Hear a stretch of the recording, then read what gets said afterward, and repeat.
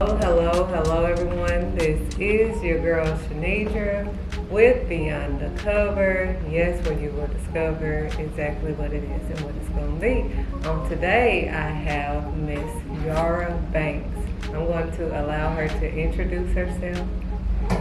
Good morning, and thank you for having me. As stated, I'm Yara Banks. I am the CEO and founder of BNX Financial Solutions, where we do business and HR consulting, as well as one-on-one business coaching. All right. So, could you tell us a little bit about how you got started? Yes. So for me, being a leader has always kind of come naturally. And so what I found is when I tried to work for other people, I oftentimes got stifled. Because either I wanted to grow beyond what they would allow me to grow, or I didn't have the information to grow the way I wanted to. And so that was tough for me, because I'm a learner. I love helping people learn, grow, and develop, and I'm a sponge for information. And so constantly I would get comments like, you talk too professionally, and you need to bring it down a little bit so that people aren't intimidated by you. Your words are too big.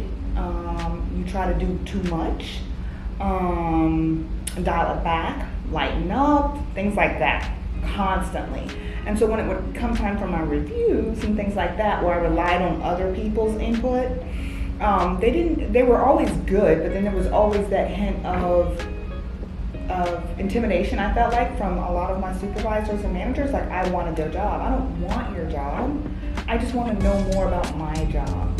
So that's kind of how it kind of got started, right? So I started doing mentoring in the companies I was with. So I can't be to the next level, but I can help other people at least get to where I am. So I started doing mentoring classes and different things like that inside the organizations I work with, and then also carry that outside. And then through this whole process of just life, right? I got a tug. I kept getting tugged. The Holy Spirit kept saying, why are you doing this for other people? And I'd be like, I got these kids and I need to make sure they've got income. I need you to do something else. This income steady. So what we did was we relied on that income until the corporate event happens. You know, the corporate event, when you get the pink slip and they say, we're gonna lay you off. So you laid off and now you're really scrambling because you gotta find something to do. So you do that, and I went through that cycle 3 times while being disobedient to the Spirit. And finally, I said, okay, fine. You know? So that's really how I got started. And just for those people who are still on that fence between corporate and entrepreneurship, I wrote a book. I just want to say about this real quick. It's called Brown Door Secrets. It's leadership tips your boss doesn't want you to know. It's really interesting. Yes, it's come from the things that I've learned through working for corporate, and how to try to get around and maneuver those things to deal with those issues, because your boss isn't going to tell you. The boss isn't going to tell you because they're afraid that you're going to take their job. They're not going to tell you because they don't know the answer. They're not going to tell you because they just don't like you. So there's a lot of reasons why they wouldn't give you the information that you need, but the book tells you how to navigate some of those situations. And then once you've done all you can, how to make a professional exit. Leave that corporate job and come on over here to the entrepreneurship world. So, could you tell us a little bit about, now that book is awesome. I mean, everybody needs that, you know, especially moving from corporate to business and entrepreneurship. Now, these are totally 2 different fields. Oh, absolutely. Could you dive into, the difference, because corporate, you kind of know when you're going to get paid, you know how the income is coming. You dive into entrepreneurship and it's different. The mindset is the most important part, because guess what? Any mistake and any success is yours. I remember working in corporate and I always say, well, they don't want to listen to me. My name's not on the building. Guess what? My name's on the building. So good, bad, or indifferent, my name is on that building. Right. And so with that being said, mindset's important. You have to know exactly where you're going, exactly the focus, exactly the point, and everything that you do, every decision you make has to go back to, why did I start this? Does it align with my mission? Is it in line with my vision? Every decision has to go back to that foundation, otherwise you're going to be all over the place. Right. So that's one thing. The other thing is people start businesses based on stuff they're good at. So if you're a cook, you're good at cooking. I mean, if you're a chef, you're good at cooking. If you're a barber, you're good at cutting hair. If you're, a makeup artist, you're good at makeup. But that doesn't mean you're good at business. So you have to constantly stay up to date on professional development. Professional development is school for folks who are grown and who have jobs. It's not college, but it's your craft. If you need marketing, you would go to take a marketing class. If you need business coaching, you go to a business coach like myself.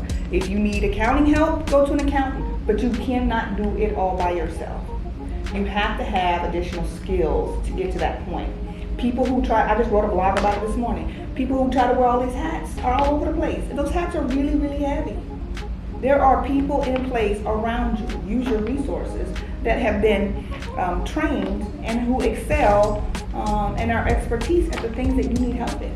So let those people help, right, while you do what you love and that you're good at. I mean, even me, I told you I'm a business coach. I help people start businesses. They have the vision. Let's get the foundation strong. Let's take it from there. I do that.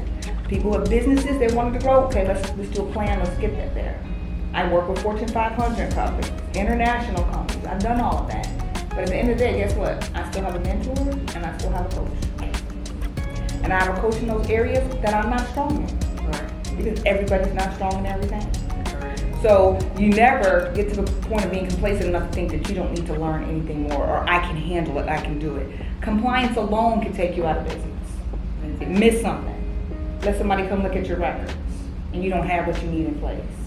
So everything hinges on your shoulders. That's the biggest part you need to understand from an entrepreneur standpoint. Yeah, people say, I'm on my business, I work when I want to work. In the beginning, every day is a work day. There's no holiday until you can get to the point of working yourself out of the business. Right. But right now, when it's just you or two or three of you working every day, I don't know what you know. Right. You know what I mean? Right. So you have to really be realistic about what these changes mean. The work-life balance is hard.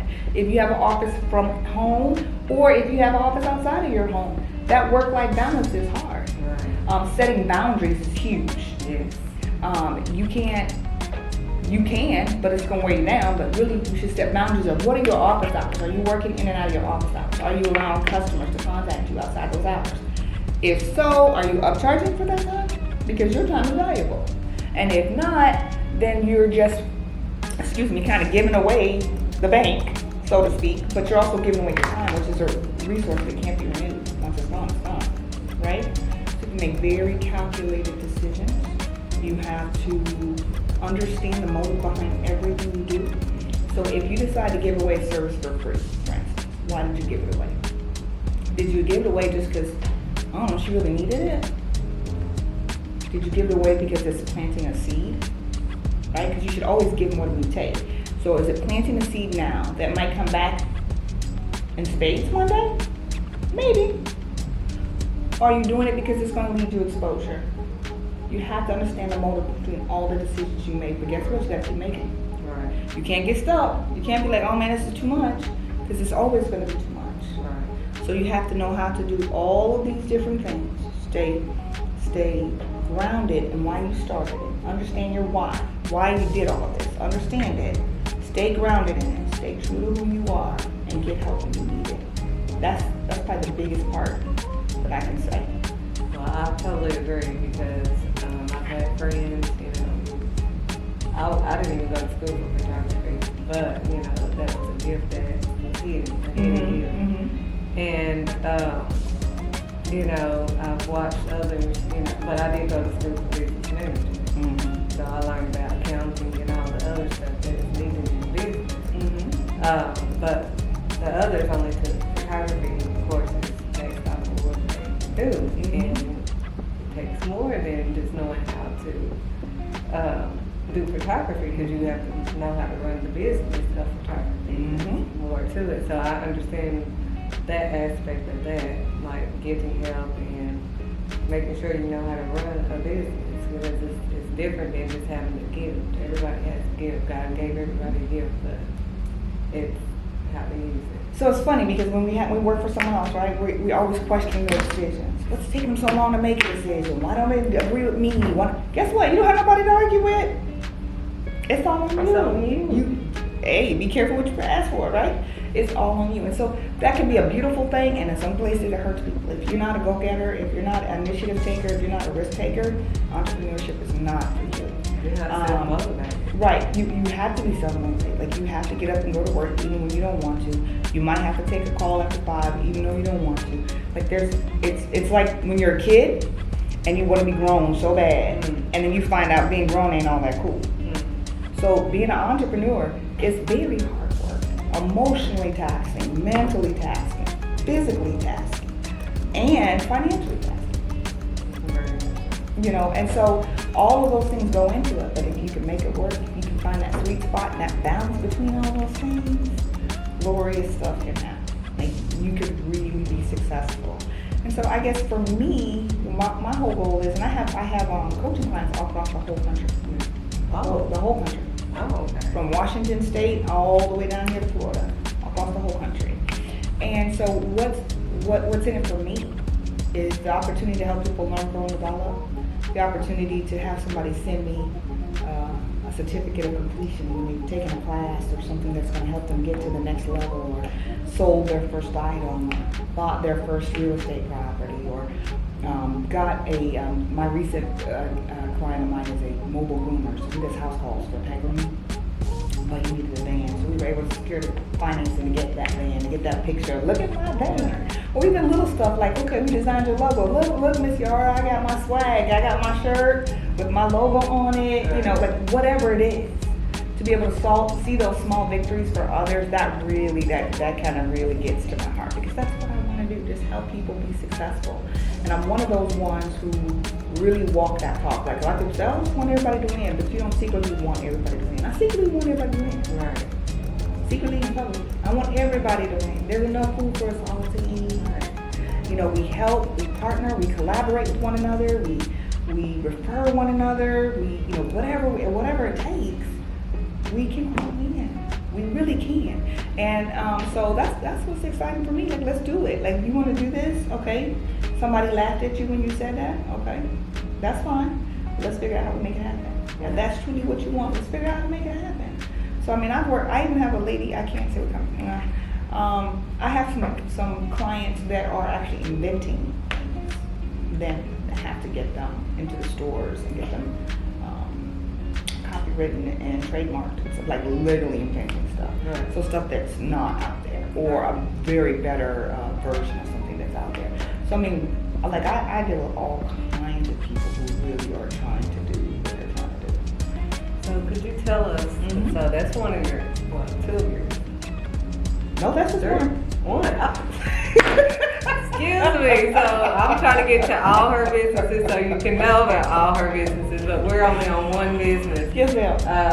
So I know you have the book. You have, this is which business that you The book goes with everything we just talked about with BNX Financial Solutions. There's BNX, more. that's I what got an I app too, so, that goes with BNX Financial Solutions. But that's the main business. Okay, so she has BNX Financial Solutions, which is basically what you were Right, entrepreneurship, the coaching, the business consulting, HR consulting, all of that. So we don't get that when we're dealing with financial. Mm-hmm. It's like, oh, well, you want financial help, but I'm not going to tell you how to get there to get it, but you give all those. Yeah, and I'm a business lending broker, so I do have access to financing. That's where the financial part came from. But if you do your business right, and you seek help, and you get HR consulting if you need it, and you get financing if you need it, and notary services, and legal shield, and all that stuff. And one. That all comes from me. And one. Right? I'm saying is the benefit is financial.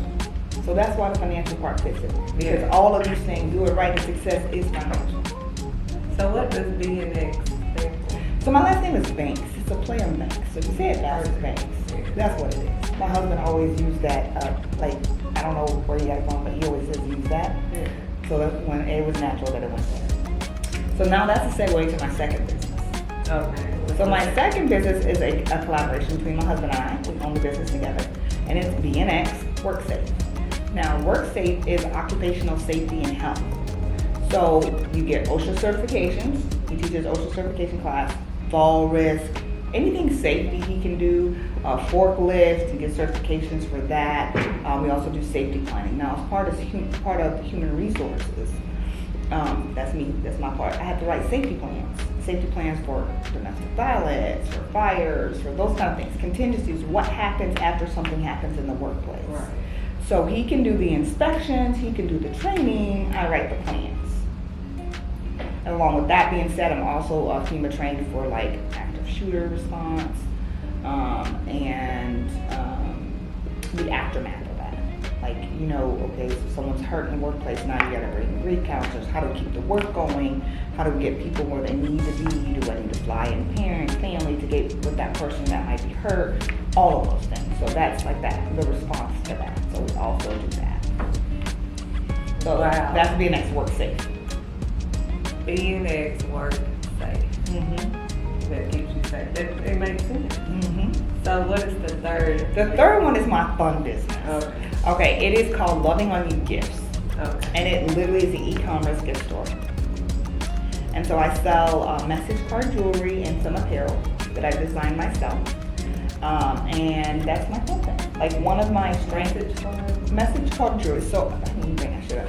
But it's I'm sure you've seen it. It's a card in the jewelry. So you might see it said, to my daughter, love you forever, love dad, and the necklace or the bracelet or whatever's already in the box with it. So you don't have to get a card separate.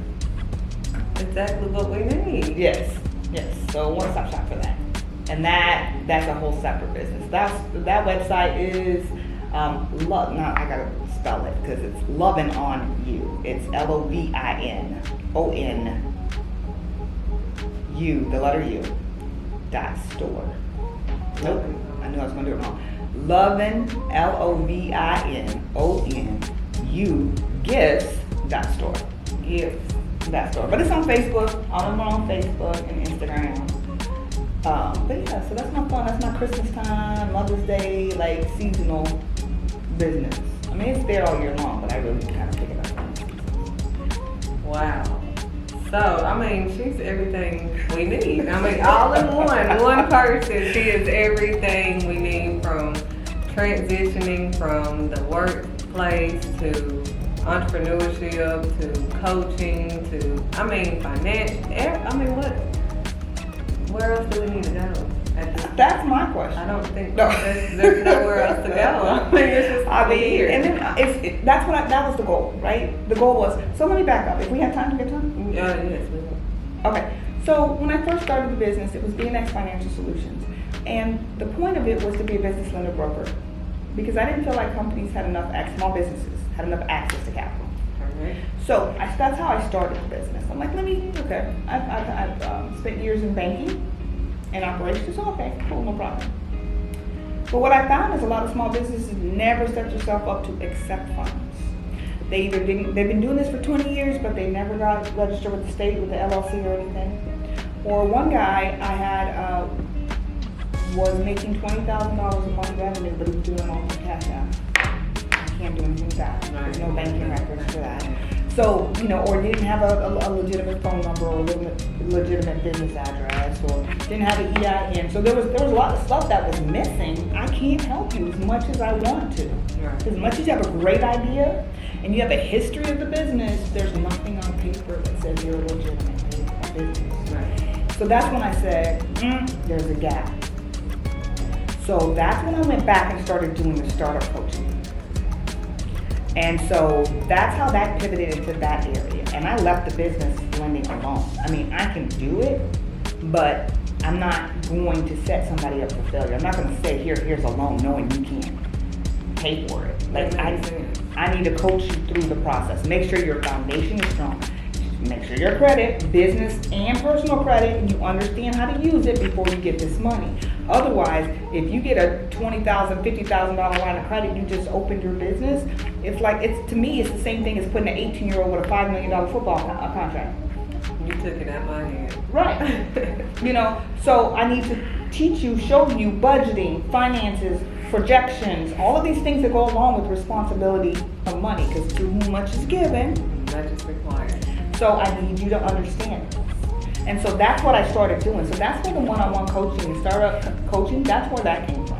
Now the HR is something that's always been in my heart because from the very beginning, my very first job out of college 2 years ago, I was a civil rights investigator. So I always did EEO, human resource type stuff. So I've always had that part background. And it did make sense to me why I didn't start out with that, but I just didn't. But then I added it. And for the purpose of, I was an employee, back to the book, I know how people are treated, I know the right way to do it. Now, guess what? I'm gonna take these small businesses who are now have employees, these little restaurants, car washes, things like that. And they have a couple of employees, but they want more for their employees. Now, I can't pay you $50 an hour, but what I can offer you is access to health insurance, access to dental insurance, access to vision insurance. I can help you with employee discounts. We can get, So what I decided to do then is make that small employer a premier employer. Like you're small, but you can still be premier. So let's get these things added. Yeah, you only pay $12 or $13 an hour, but you can offer all these things. They pay $15 an hour. They don't offer any of that. So money is not the only motivating factor in why people work for other people. Right. Now, then I started educating people on the advantages of hiring veterans and what they were needing. I started helping people really identify so the turnover is low. What is it in your team that you actually need? Don't put out all this, got being college and work, 20 years experience. Really, the brothers, come on, stop. What are you really looking for? Let's hone in on that. And so that was the other way of beginning to help these small businesses. Like, you gotta build a team. Let's do it right. Let's do it compliant, and let's get what you really need the first time. So I help with the recruiting and the job descriptions and employee manuals and all of that. She helps with recruiting. Mm-hmm. Yeah, I do all that. That's exactly what businesses need. Yeah. Like, we don't know where to look or anything like Or you just like, okay, you don't know where to look, or you give people in the interview and you ask them the wrong stuff that's not important, and you make decisions based on stuff you shouldn't, and then you get yourself in trouble. So we do a whole training around onboarding and recruitment and all that kind of stuff. And then, so now you have benefits, because I have a bunch of partners. I always say I got a guy. Whatever somebody needs, I got somebody for them. So I have all these resources that are available to small businesses across the country to beef up the package so what they have to offer to applicants besides just a high wage. So what could you give?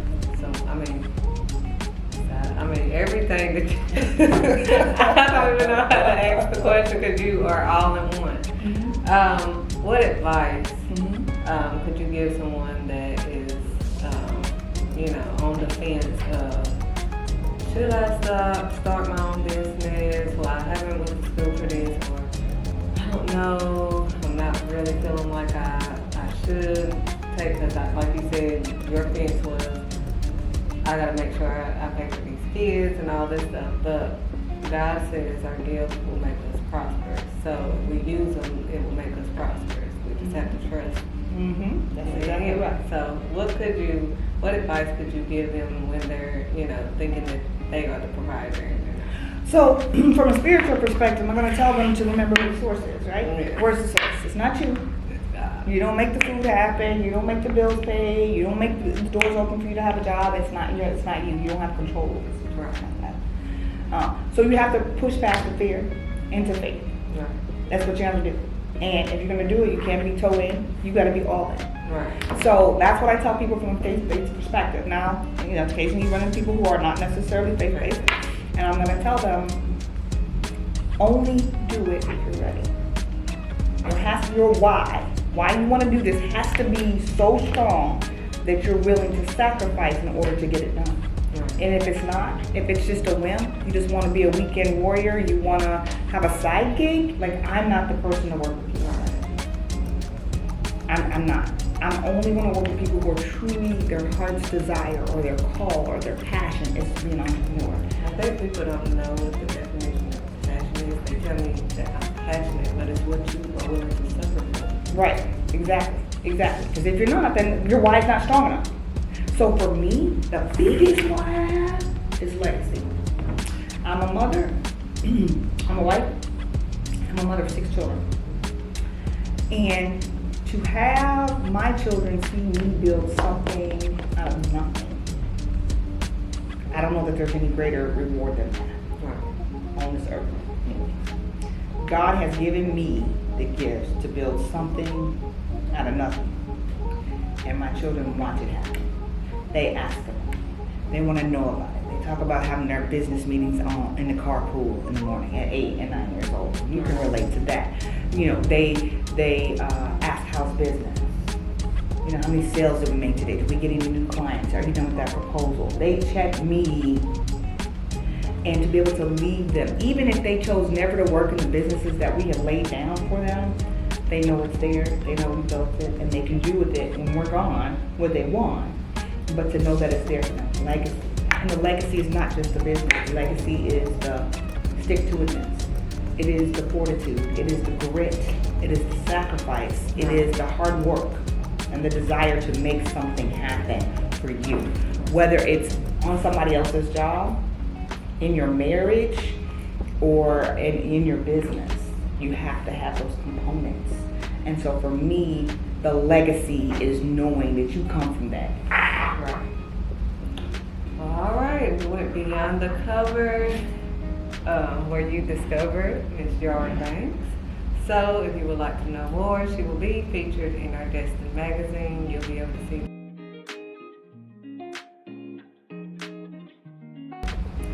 Good morning, I'm Yara Banks, Executive Director of Newtown Learning Center.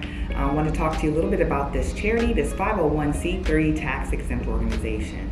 It was put in place to help families, particularly children, learn about financial literacy, help with reading improvement, workforce development, and workforce readiness. In addition, this year we have adopted Timaquan Elementary School. On December 2nd, we would like you to support us with our Casino Royale event. It is actually a 007 James Bond themed black tie event. We are actually bringing in a casino from Orlando. We are going to have live saxophone music, we're going to have vocalists, we're going to have all kinds of great things to eat, and we'd hope you join us. Our website is www.newtownlearningcenter.com.